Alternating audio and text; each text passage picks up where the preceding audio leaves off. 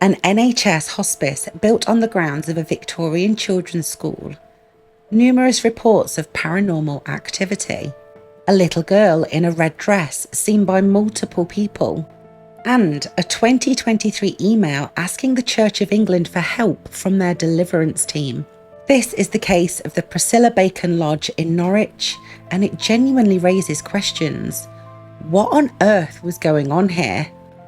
Up until 2023, the Priscilla Bacon Lodge was on land that belonged to the Jenny Lind Children's Hospital, and it served sick children from the 1800s all the way through until 1975. But in 2023, Freedom of Information Act emails unveiled something rather unsettling.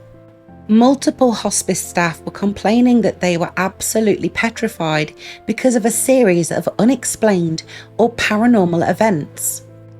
The most repeated account was that of a small girl in a red dress, and she was reportedly witnessed by multiple people. Alongside that, there were reports of doors opening and closing by themselves and motion sensors being triggered in empty corridors. Moments where staff would go and check expecting to find someone, but there was never anyone there. It was serious enough that the chaplain, Reverend Helen Garrard, contacted the Diocese of Norwich.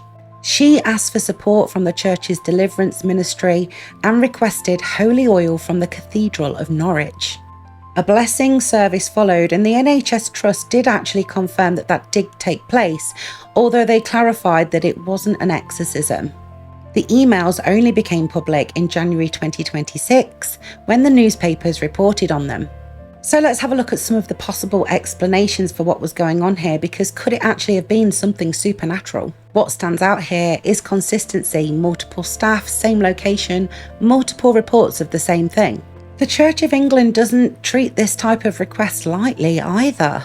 Deliverance ministers are rare, and the response that the church gave here was that of a formal blessing service. Both the NHS Trust and the diocese framed this blessing though as more about support and welfare for staff as opposed to anything supernatural.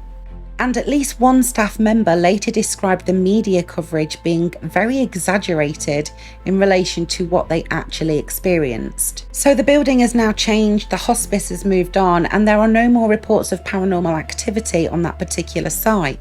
But this story and the reports of the girl in red remain part of the record. So how would you explain what's going on here? Let me know your theory in the comments. And if you want more cases like this, then make sure to follow for more.